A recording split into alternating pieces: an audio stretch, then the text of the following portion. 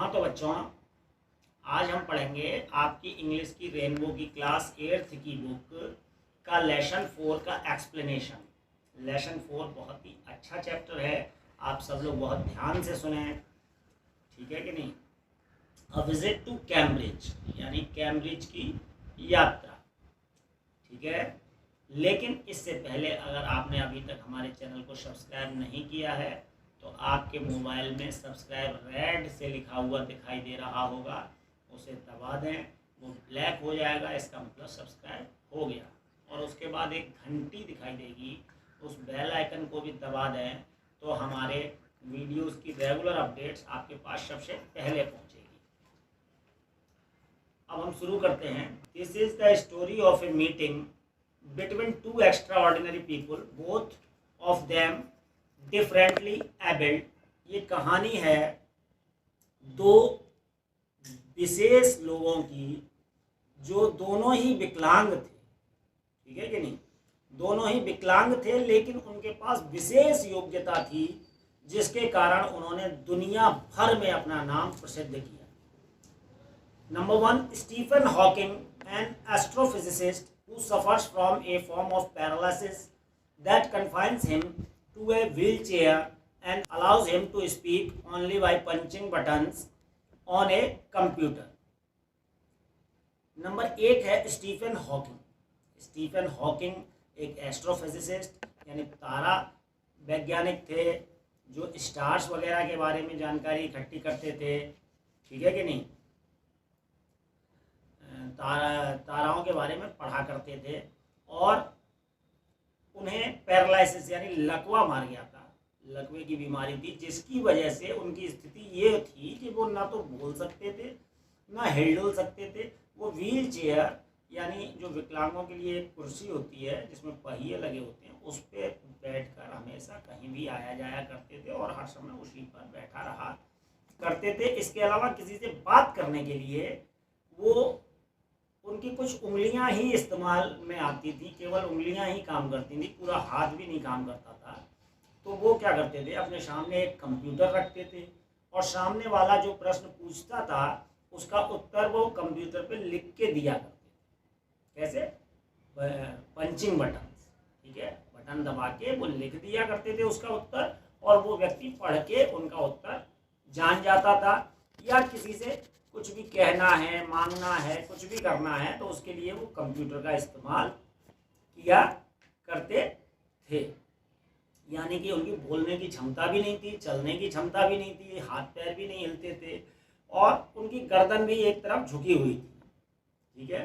लकवे में ये परेशानी उनको हो गई थी। और दूसरे हैं Firdaus Kanga, a writer and journalist who lives and works in Mumbai. और दूसरे का नाम है फिरदौस कांगा जो कि मुंबई के रहने वाले हैं, बहुत प्रसिद्ध लेखक हैं और पत्रकार भी। इन्होंने पत्रकारिता भी की है और काफ़ी प्रसिद्ध है। Kanga was born with brittle bones and like Hawking moves around in wheelchair. Kanga को भी बचपन से ही पैदा होते ही जन्मजात, जिसे कहते हैं जन्मजात यानी माँ के पेट से ही एक बीमारी थी ब्रिटल बोन्स की। ब्रिटल बोन्स में हड्डियाँ इतनी कमज़ोर होती हैं कि कोई अगर हाथ से उनके हाथ को दबा दे कस के तो उसकी हड्डी टूट जाएगी, इतनी कमज़ोर हड्डियां थी उनकी, ब्रिटल बोन्स। यहाँ तक कि वो अगर अपने हाथ से कोई वजन उठाएंगे तो हो सकता है कि उनका हाथ बीच में से कोनी से टूट जाए, या खड़े हों तो अपने ही वजन से उनका पैर टूट जाए। तो इसलिए वो भी चलने फिरने में असमर्थ थे और वो भी व्हील चेयर से ही चला करते थे, हमेशा व्हील चेयर पे बैठ के, लेकिन वो बोल सकते थे। कैम्ब्रिज वॉज, अब इसके बाद कहानी शुरू होती है। ये हो गया दोनों का परिचय, दोनों इसमें जिन दोनों के बारे में चर्चा आएगी पूरे पार्ट में। अब Cambridge was my metaphor for England and it was strange and that when I left it had become altogether something else because I had met Stephen Hawking there। अब ये कहानी ली गई है फिरदौस कांगा की एक किताब हेवेंस ऑन व्हील्स से। Heaven's on wheels यानी पहियों का स्वर्ग, पहियों का क्या स्वर्ग। दोनों ही व्यक्ति पहिए पे चला करते थे और इतने महान हुए कि जिनका नाम आज दुनिया भर में प्रसिद्ध है। अब ये फिरदौस कांगा कहते हैं कि कैम्ब्रिज मेरे लिए बहुत ही मतलब इंग्लैंड का ही एक दूसरा रूप था। It was on a walking tour through Cambridge that the guide mentioned Stephen Hawking, poor man who is quite disabled now, though he is a worthy successor और to Isaac Newton whose chair he has at the university. और ये कहते हैं कि जो Cambridge university थी, Cambridge एक विश्वविद्यालय है इंग्लैंड का, जहाँ के वाइस चांसलर जो हमारे यहाँ कहा जाता है वीसी, जैसे आगरा विश्वविद्यालय वगैरह में वीसी हुआ करते हैं, ऐसे ही वहाँ वाइस चांसलर उस समय स्टीफन हॉकिंग हुआ करते थे। ठीक है, और ये कहते हैं कि कैम्ब्रिज मेरे लिए एक मतलब क्या कहना चाहिए, बहुत ही आकर्षण का केंद्र था। अगर कोई भी कभी भी मैं इंग्लैंड जाऊं तो मेरी ये तमन्ना थी कि मैं कैम्ब्रिज विश्वविद्यालय को जरूर देखूं।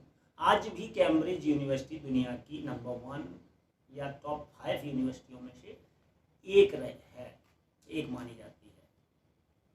ठीक है कि नहीं? और वो कह रहे हैं ऐसा कोई व्यक्ति जो वहाँ जाए, इंग्लैंड जाए और कैम्ब्रिज ना देख के आए, उससे बेवकूफ़ या उससे गरीब व्यक्ति कोई नहीं होगा। मैं एक विकलांग होते हुए भी वहाँ तक पहुँचा और मैंने ये देखा कि स्टीफन हॉकिंग जो इतने मतलब क्या कहना चाहिए अपंग होते हुए भी बहुत ही सारी कमियां होते हुए भी उनके शरीर में, फिर भी वो एक उपयुक्त उत्तराधिकारी थे आइजैक न्यूटन के। आइजैक न्यूटन जो पहले कभी कैम्ब्रिज यूनिवर्सिटी के कुलपति हुआ करते थे, उनकी जगह आज स्टीफन हॉकिंग थे। तो एक उपयुक्त कुलपति थे वो। आइजैक न्यूटन ने भी बहुत सारी खोजें की हैं और उनका भी नाम दुनिया भर में आज प्रसिद्ध है। And I started because I had quite forgotten that this most brilliant and completely paralyzed astrophysicist, the author of A Brief History of Time, one of the biggest bestsellers ever, lived here। और मैं उनके यहाँ जा रहा था, मैं ये भूल गया था कि वो भी एक लेखक हैं। मैं तो एक लेखक हूँ ही, लेकिन वो भी एक लेखक हैं और उन्होंने सितारों के ऊपर एक ऐसी किताब लिखी है जो दुनिया में सबसे बेस्ट बुक मानी गई और उसे बेस्ट सेलर का अवार्ड भी, बेस्ट सेलर जो कि सबसे बड़ा अवार्ड होता है लेखकों के लिए, वो अवार्ड भी मिल चुका है उनको। उस किताब का नाम है ब्रीफ हिस्ट्री ऑफ टाइम। ठीक है, यानी समय का छोटा सा इतिहास। When the walking tour was done I rushed to a phone booth and almost tearing the cord so it could reach me outside phone Stephen Hawking's house. और जब मैं पूरी यात्रा करके वहाँ पहुँचा इंग्लैंड, तो मैं एक फ़ोन बूथ पर गया फ़ोन करने के लिए। उस समय मोबाइल नहीं चला करते थे। एक फ़ोन बूथ पर गए और उसका रिसीवर वाला सिस्टम होता था जो तार से जुड़ा रहता था, कॉर्ड कहते हैं, जिस तार को कॉर्ड कहते हैं हम। उस रिसीवर को उन्होंने बाहर लिया किसी तरीके से, या किसी से मांगा होगा, जो भी कंडीशंस हो वहाँ की, क्योंकि वो अंदर घुसने में असमर्थ थे। वो चेयर पे बैठे हुए थे, व्हील चेयर पे। उन्होंने लिया और उससे फ़ोन करके किसी तरीके से स्टीफन हॉकिंग के घर पे फ़ोन किया। There was his assistant on the line and I told him I had come in a wheelchair from India. Perhaps he thought I had propelled myself all the way to write about my travels in Britain. उसके बाद मैंने phone किया तो उधर Stephen Hawking के घर पे उनके असिस्टेंट ने फ़ोन उठाया और मैंने उसे बताया कि मैं भारत से यहाँ आया हूँ और मैं एक राइटर हूँ और मैं व्हील चेयर पे आया हूँ ब्रिटेन तक। ठीक है, मैं चलने फिरने में असमर्थ हूँ। शायद उसने सोचा होगा कि मैं अपने आप को किसी तरीके से धकेल के आया होऊंगा ब्रिटेन तक, लेकिन जो भी हो मैंने ऐसा उससे कहा। I had to see professor Hawking, even 10 minutes would do, half an hour or he said from 3:30 to 4। और मैंने उससे कहा कि मैं प्रोफेसर हॉकिंग से मिलना चाहता हूँ, कम से कम मेरी एक 10 मिनट की छोटी सी ही मुलाकात करवा दीजिए। उसने मुझे 10 मिनट की जगह आधा घंटा दिया और उसने मुझे कहा कि आप 3:30 से लेके 4 बजे तक का समय आपको दिया जाता है, उसके बीच आप प्रोफेसर हॉकिंग यानी स्टीफन हॉकिंग से मिल सकते हैं। And suddenly I felt weak all over. Growing up disabled, you get fed up with people asking you to be brave, as if you have a courage account on which you are too lazy to draw a check. और अचानक ही मैं बहुत अपने आप को कमज़ोर महसूस कर रहा था, अपने आप को अपंग महसूस कर रहा था। लोग कहते हैं विकलांग लोगों से कि तुम बहादुर बनो, तुम्हारे अंदर साहस होना चाहिए, ठीक है, आलस बिल्कुल नहीं होना चाहिए, हर कार्य करने की क्षमता पैदा करो। The only things that makes you stronger is seeing somebody like you achieving something huge. लेकिन उन्होंने कहा कि ये सब गलत है। स्टीफन हॉकिंग से जब मैं मिला तो उन्होंने ये कहा कि ये सब गलत है, मनगढ़ंत और बेबुनियाद बातें हैं, ऐसा कुछ भी नहीं है।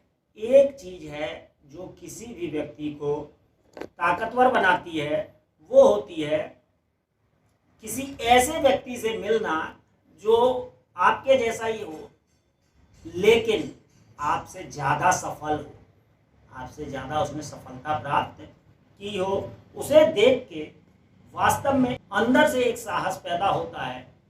जब कोई गूंगा व्यक्ति किसी दूसरे गूंगे व्यक्ति को देखे कि वो बहुत पढ़ा लिखा है, नौकरी चाकरी कर रहा है, तो उस दूसरे वाले गूंगे व्यक्ति को अंदर से एक साहस होगा, पैदा होगा कि ये भी तो गूंगा है, मैं भी गूंगा हूँ, ये इतना पढ़ा लिखा है तो मैं भी थोड़ा बहुत तो पढ़ ही सकता हूँ। तो इसलिए यही एक क्वालिटी है जो किसी भी विकलांग या अपंग व्यक्ति के अंदर साहस पैदा करती है, जब वो किसी ऐसे व्यक्ति से मिले जो उसके जैसा होते हुए भी उससे ज़्यादा सफल हो। Then you know how much is possible and you reach out further than you ever thought you could। और वहाँ जाके ऐसे व्यक्ति से मिलने के बाद आप जान पाते हैं कि कितना संभव है और क्या क्या आप कर सकते हैं या कर सकते थे जो आपने नहीं किया, और आप कितने पीछे रह गए। I have not been brave, said his disembodied computer voice. The next afternoon I have had no choice। और उन्होंने कहा कि किसी के कहने से कोई बहादुर नहीं हो जाता। ये आवाज़ आ रही थी उनके कंप्यूटर से, ठीक है, जो अजीब सी ध्वनि में आ रही थी, क्योंकि वो लिखने में काफ़ी देर तक लिखने में भी उनकी उंगलियों में दर्द हो जाया करता था, ठीक है।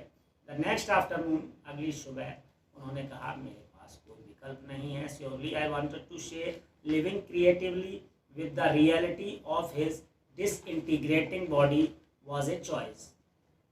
क्योंकि मेरे पास कोई चॉइस नहीं है कुछ भी करने की, इसलिए मैं जो कर सकता हूँ वही करूँगा मैं, ठीक है, चाहे उसके लिए मेरा शरीर पूरा बिखर क्यों न जाए। But I kept quiet because I felt guilty every time I spoke to him, forcing him to respond। लेकिन मैं कुछ देर शांत हुआ उनसे इतनी बात करने के बाद, क्योंकि अब मुझे अपने आप पर ग्लानि महसूस हो रही थी, क्योंकि मैं जब भी कोई क्वेश्चन पूछता था तो उस क्वेश्चन की वजह से वो उत्तर देने के लिए विवश हो जाते थे, जिस उत्तर को देने में वो असमर्थ होते जा रहे थे कंप्यूटर पर बटन वगैरह दबा के उत्तर देने में। There he was tapping at the little switch on his hand, trying to find the words on his computer with the only bit of movement left to him. और जब मैं कोई भी प्रश्न पूछता था तो उनकी उंगलियां जो थीं वो वहाँ बटन ढूंढने लगती थी कंप्यूटर पे, क्योंकि जब तक मैं अगला प्रश्न पूछूं उसके बीच में ही उन्हें उत्तर देना होता था, और वो फटाफट उनकी उंगलियां जो हैं बटन ढूंढने लगती थीं, जो कि थकान के मारे पीली पड़ गई थी एकदम, ठीक है कि नहीं। Every so often his eyes would shut in frustrated exhaustion। और मुझे ऐसा लग रहा था कि वो बहुत काम किया था उन्होंने, उनकी आंखें भी कुछ क्या कहते हैं जैसे नींद आने लगती है तो आँखें बंद होने लगती हैं, उसी तरीके से उनकी आँखें भी निराशा में, थकावट में बंद हो रही थी बार बार। वो बहुत थके हुए महसूस हो रहे थे। And sitting opposite him I could feel his anguish, the mind beyond with thoughts that came out in a frozen phrase and sentences stiff as corpse। और उनके सामने बैठा बैठा मैं उनकी पीड़ा को महसूस कर रहा था, लेकिन फिर भी वो एक प्रसन्नचित्त मुद्रा मुझे दिखाने की कोशिश कर रहे थे, और मैं भी एक प्रसन्नचित्त मुद्रा दिखाते हुए अपनी सोच में डूबा हुआ था कि ये व्यक्ति कितना कठोर हो गया है, मुर्दे के समान हो गया है बेचारा, ठीक है कि नहीं, कुछ भी नहीं कर पा रहा है, और उसी के जैसी अवस्था मेरी भी थी। A lot of people seem to think that disabled people are chronically unhappy।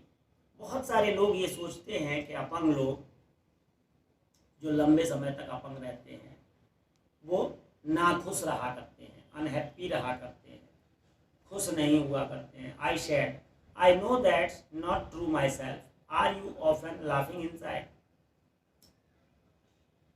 मैंने उनसे ये पूछा तो उन्होंने कहा कि ये बात सत्य नहीं है, लेकिन क्या तुम अपने अंदर हमेशा हंसते रहते हो?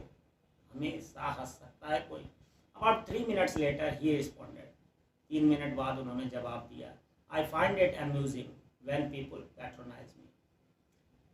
उन्होंने कहा कि जब लोग इस तरीके से ढाढ़स बंधाते हैं, ऐसा लगता है कि वो हम पे कृपा कर रहे हैं, दया कर रहे हैं, तो ये मुझे बड़ा ही मनोरंजक लगता है, ठीक है कि? And do you find it annoying when someone like me comes and disturbs you in your work. और उसके बाद मैंने उनसे पूछा कि क्या आपको कभी कष्ट होता है जब कोई आपके ही जैसा, जैसे कि मैं हूँ, आपके पास आए और आपके काम में बाधा डाले, डिस्टर्ब करे? The answer flashed. उसके बाद उन्होंने उत्तर दिया, यस, हाँ। Then he smiled his one way smile and I knew without being sentimental और silly that I was looking at one of the most beautiful man in the world. उन्होंने कहा, हाँ बिल्कुल सही बात है, ऐसा बिल्कुल महसूस होता है। लेकिन उसके बाद वो हल्के से मुस्कुराए और मैं उनकी मुस्कुराहट देखकर एकदम भावुक हो गया और अपने आप को बेवकूफ़ भी महसूस कर रहा था, क्योंकि मैं वही कार्य कर रहा था जिसके लिए वो मुझे एक तरीके से शर्मिंदा कर रहे थे। और जब मैंने उन्हें मुस्कुराते हुए देखा तो मुझे लगा कि मैं दुनिया के सबसे सुंदर, मोस्ट ब्यूटीफुल मैन को देख रहा हूँ। A first glimpse of him is shocking because he is like a still photograph, as if all those pictures of him in magazines and newspapers have turned 3-dimensional। और जब मैंने उनकी पहली झलक देखी तो वो बिल्कुल चौंका देने वाली थी, क्योंकि जैसे एक फ़ोटो होता है जो हमेशा एक ही तरीके से होता है, लेकिन उनकी जो फ़ोटो थी हर मैगजीन में, हर न्यूज़पेपर में, वो 3-dimensional थी, ठीक है, तीनों तरफ से ली हुई। Then you see the head twisted sideways into a slump, the torso shrunk inside the pale blue shirt, the wasted legs। और इसके बाद जब उनको आप देखेंगे फोटो में तो आप देखेंगे कि उनका जो सिर है वो एकदम गर्दन में धंसा, गर्दन जो है वो उनकी बिल्कुल मालूम नहीं पड़ती है, सिर एकदम कंधे पर धंसा हुआ है, ठीक है कि नहीं, और धड़ से मिला हुआ महसूस होता है। पेल ब्लू शर्ट पहनी हुई है उन्होंने, हल्के नीले रंग की, ठीक है, और उनके पैर जो बिल्कुल बेजान से पड़े हुए हैं, गर्दन एक तरफ साइड में इस तरीके से झुकी हुई है। You look at his eyes which can speak still. और उनकी आँखों की तरफ देखेंगे आप तो आपको ऐसा महसूस होगा कि आँखें कुछ बोल रही हैं। And they are saying something huge and urgent, it is hard to tell. और उस आँखों से देख के ऐसा लगेगा कि वो कुछ बोल रही हैं जो बहुत ही विशाल और समृद्ध है, और बहुत ही आवश्यक भी है, लेकिन वो क्या है उसे पता पाना मुश्किल ही नहीं, एकदम मेरे लिए नामुमकिन हुआ जा रहा है। But you are shaken because you have seen something you never thought could be seen. लेकिन फिर भी उनको देखने के बाद आप एकदम हिल जाएंगे, क्योंकि आपको कुछ ऐसा दिखाई देगा जो आपने कभी भी नहीं देखा हो। What do you think is the best thing about being disabled? फिर मैंने उनसे पूछा, I had asked him earlier, फिर मैंने उनसे पूछा कि आप क्या सोचते हैं एक अपंग व्यक्ति के बारे में, सबसे बढ़िया चीज़ क्या है? I don't think there is anything good about being disabled. उन्होंने उत्तर दिया कि मैं कुछ भी ऐसा नहीं सोचता कि एक अपंग व्यक्ति के बारे में कुछ भी अच्छा है। एक अपंग व्यक्ति के बारे में क्या अच्छा हो सकता है? I think I said you do discover how much kindness there is in the world. उन्होंने कहा कि मैं नहीं सोचता कि आज लोगों के बीच दुनिया में कहीं भी दया बाकी है किसी के भी लिए। Yes, he said it was a disadvantage of his voice synthesiser that it could convey no inflection, no shades or tone. उन्होंने कहा हाँ, लेकिन उनकी ये जो भाषा को कन्वर्ट कर रहा था कंप्यूटर, ये उसकी एक कमी थी कि वो जैसे हम बोलते हैं तो हमारे आवाज़ में उतार चढ़ाव से मालूम पड़ जाता है कि हम खुश हैं या कठोर हैं या रोने वाले हैं। लेकिन उनकी क्योंकि आवाज़ कंप्यूटर से आ रही थी, वॉइस सिंथेसाइजर से आ रही थी, तो जो संश्लेषक था, जो संप्रेषण कर रहा था हमारे पास और आवाज़ पहुंचा रहा था, उसमें ध्वनि में कोई अंतर उतार चढ़ाव नहीं महसूस होता था। And I could not tell how enthusiastically he agreed with मी।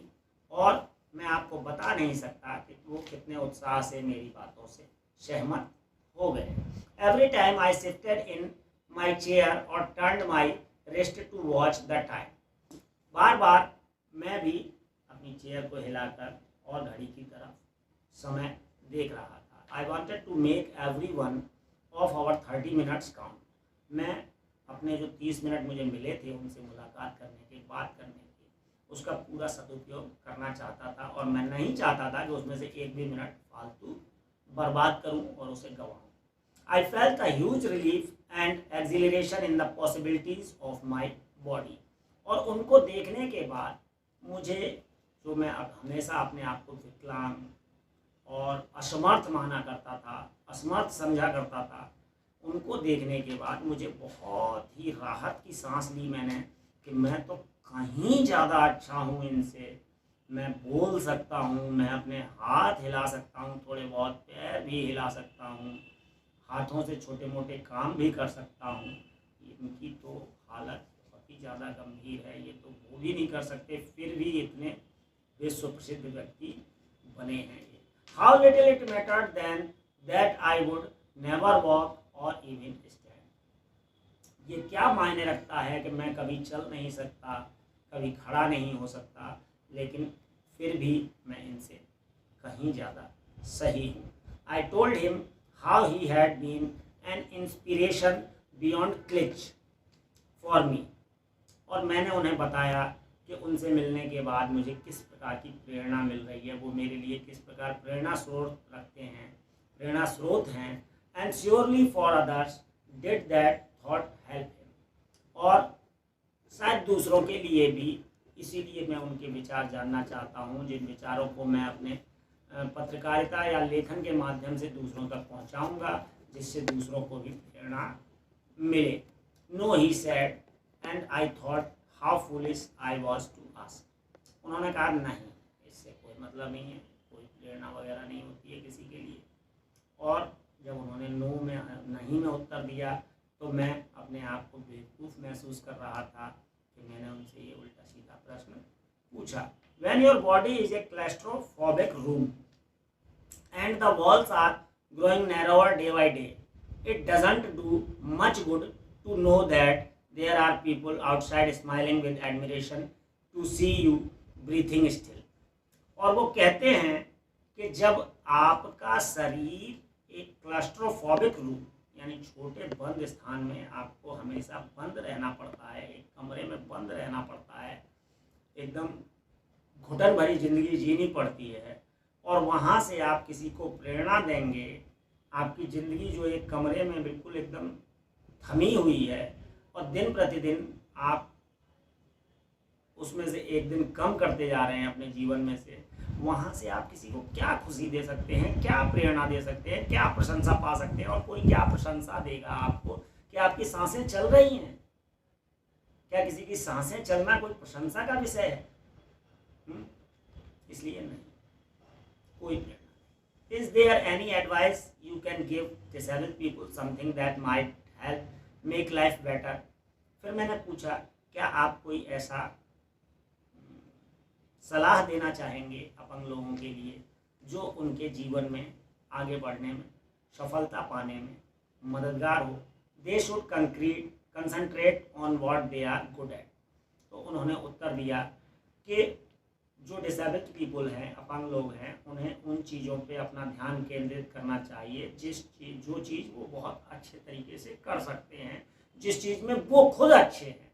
लोगों के कहने पर नहीं जाना चाहिए। कोई कहता है कि तुम अच्छे दौड़ सकते हो, कोई मतलब नहीं, आप नहीं दौड़ सकते, इट इज़ ओके।